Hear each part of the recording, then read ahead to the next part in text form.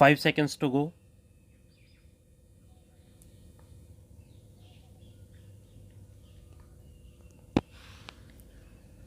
Start. The Expenditure Reforms Commission, which was set up last year, has presented reports concerning downsizing in 6 ministries and departments.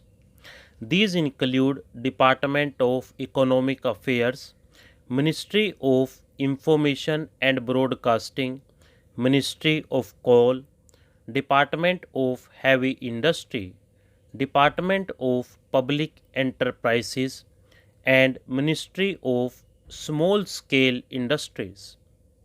Reports of the Commission concerning other departments will also be received within the next 6 months.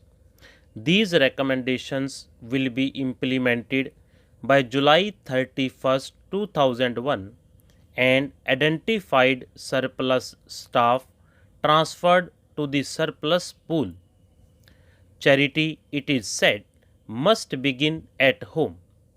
I believe austerity too must begin at home. To lead by example, based on the recommendation of the Expenditure Reforms Commission, I propose to abolish 3 secretary, special secretary level and 2 joint secretary level posts in the Department of Economic Affairs. This will be done in stages by 31st July. In addition, another 44 posts of directors and below will be abolished as against 31 recommended by the ERC. 1675 posts are being abolished in the currency and coinage division, which will be restructured and corporatized. The National Savings Organization is to be downsized from a level of 1191 staff to about 25. I have asked ERCT to provide their recommendations in respect of the departments of revenue and expenditure also. I am confident that this will expedite the process of right sizing the establishments in all the ministries, departments of government. The Planning Commission has commenced the task of preparing the 10th plan.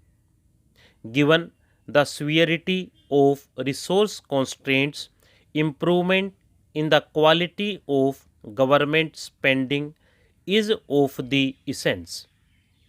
It has therefore been decided to subject all existing schemes, both at the central and state levels, to zero based budgeting and to retain only those that are demonstrably efficient and essential. Furthermore, all schemes that are similar in nature will be converged to eliminate duplication. Centrally sponsored schemes that can be transferred to states will be identified. Resource flows will be linked to performance. Necessary procedural changes will also be made to speed up the decision making process for approval of schemes. Utmost importance will be given to decentralized planning. The central government pension liability has reached unsustainable proportions. As a percentage of GDP, it has risen from about 0.5% to 1% now. As such, it is envisaged that those who enter central government services after October 1st, 2001 would receive pension through a new pension program based on defined contributions. In order to review the existing pension system and to provide a roadmap for the next steps to be taken by the government, I propose to constitute a high level expert group which would give its recommendation within 3 months. I have drawn your attention to the increasing share of debt service burden in the expenditure budget caused by rising government debt and worsened by the prevalence of high real interest rates. Most interest rates in the economy are now market determined, but their movement downward is constrained by the rigidities inherent in the administered interest rates governing the contractual saving sphere, that is, provident fund and small savings schemes. I have examined this issue very carefully. I find that the interest rates provided in all these schemes seldom exceeded consumer price inflation by more than 3% between 1980 and 1998. Since then, this difference has risen to 6 to 8%.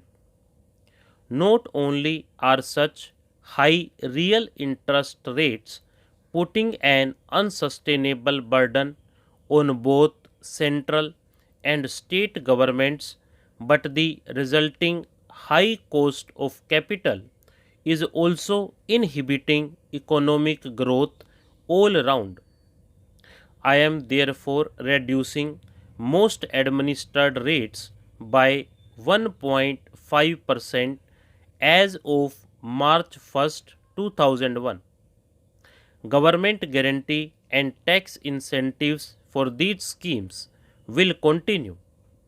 For the future, I propose to explore a better system for the determination of these rates. I propose to appoint an expert committee to provide recommendations on this issue.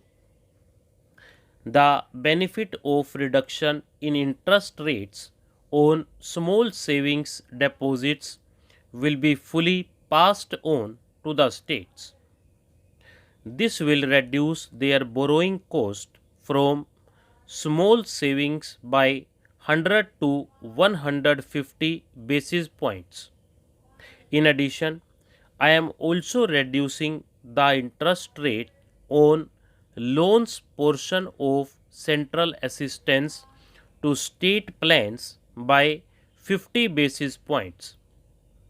Alignments of interest rates on GPF by the state governments along with the reduced provident funds interest rates at the center will further reduce the interest burden of state governments.